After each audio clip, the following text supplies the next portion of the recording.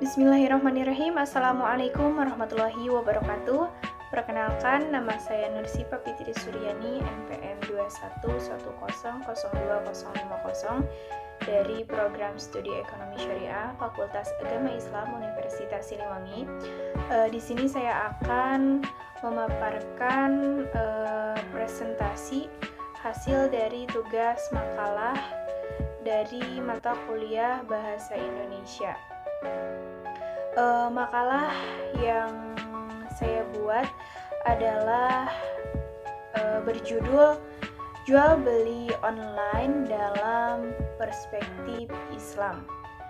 Di sini kita akan membahas tentang apa sih hukum dari jual beli online dalam perspektif Islam ini. Islam ini mengenal dengan istilah muamalat yang berarti tukar menukar barang atau sesuatu yang mendatangkan manfaat dengan tata cara yang ditentukan.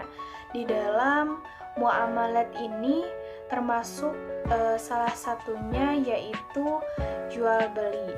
Secara etimologi, jual beli ini dapat diartikan sebagai tukar menukar barang ataupun jasa.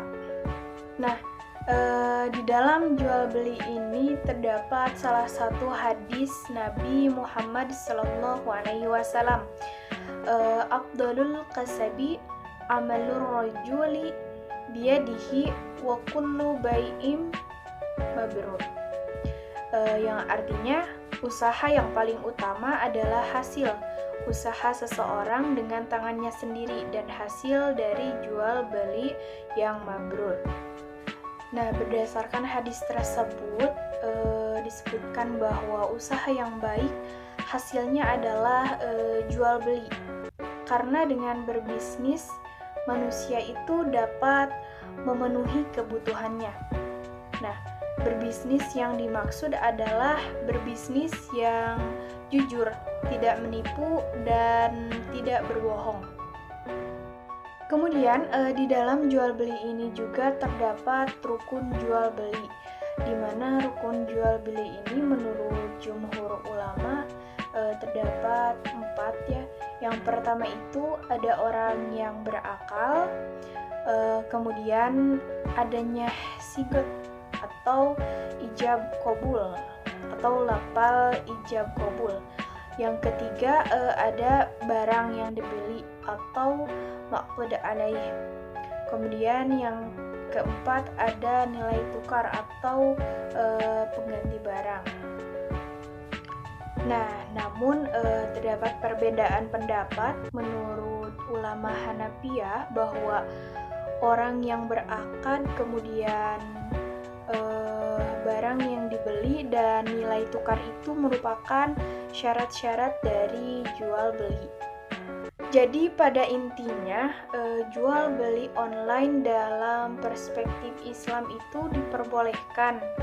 Namun di dalamnya itu harus menerapkan sistem kejujuran, kemudian adil, kemudian data yang digunakan itu harus jelas dan tidak ada niatan untuk menipu atau merugikan pihak lain atau merugikan konsumen. Kemudian di dalam jual beli online ini juga terdapat kekurangan dan kelebihan. Untuk kelebihan yang pertama itu jual beli online ini dapat mempermudah transaksi ya, di mana pembeli itu dapat membeli produk yang dibutuhkan itu kapanpun ia mau. Jadi dengan hal demikian si penjual ini dapat mudah memperkenalkan produknya ke calon pembeli dari berbagai wilayah termasuk secara global. Untuk kelebihan yang kedua itu adalah tidak membutuhkan waktu lama. Dalam artian proses jual beli ini dapat berlangsung dengan cepat, hanya dalam hitungan menit. pembeli juga dapat memilih produk yang diinginkannya dengan membandingkan produk sejenis pada penjual yang berbeda. Untuk kelebihan selanjutnya yaitu dapat menghemat biaya. Nah, jual beli online ini juga mampu memberikan penghematan biaya baik kepada penjual maupun kepada pembeli. Nah, keuntungan bagi penjual ini dapat menghemat biaya pemasaran produknya. Sedangkan untuk pembeli itu dapat menghemat berbagai biaya jika berbelanja langsung ke toko offline. Untuk selanjutnya, bagaimana sih langkah-langkah atau cara-cara yang harus kita lakukan agar pembelian produk online ini dapat sesuai dengan syariat Islam? Untuk yang pertama, kita harus menentukan produk itu halal atau tidak. Nah, kewajiban menjaga hukum halal dan haram dalam jual beli itu tetap berlaku, termasuk dalam jual beli online. Dalam Islam itu mengharamkan hasil jual beli barang atau jasa yang haram. Langkah yang kedua itu adalah produk yang dijual itu harus memiliki manfaat.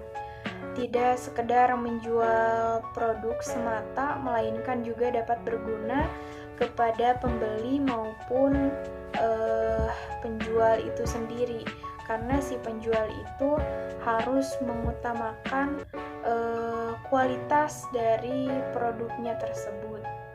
Untuk langkah selanjutnya yaitu produk yang dijual itu harus dapat diserahkan, dalam artian produk ini kepemilikannya itu benar-benar milik si penjual itu sendiri, atau setidaknya ia memiliki hak kuasa atas produk tersebut.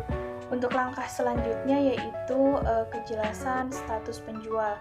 Kita harus mengetahui apakah barang yang dimilikinya itu adalah memang barang miliknya sendiri ataukah milik orang lain, karena di situ kita harus mengetahui status dari kepemilikan barang tersebut, apakah bisa dikatakan haram ataukah halal. Untuk yang terakhir itu adalah adanya kejujuran. Mengapa? Karena kejujuran ini merupakan salah satu nilai yang benar-benar harus diterapkan dalam transaksi jual beli. Mengapa? Karena sebaik apapun, sebagus apapun kualitas produk dari penjual kepada pembeli, ketika si penjual tidak jujur, maka si penjual itu tidak dapat dipercaya lagi. Nah, mungkin cukup sekian presentasi dari saya. Mohon maaf bila ada kesalahan. Kesalahan berasal dari saya pribadi dan kelebihan berasal dari Allah Subhanahu wa Ta'ala.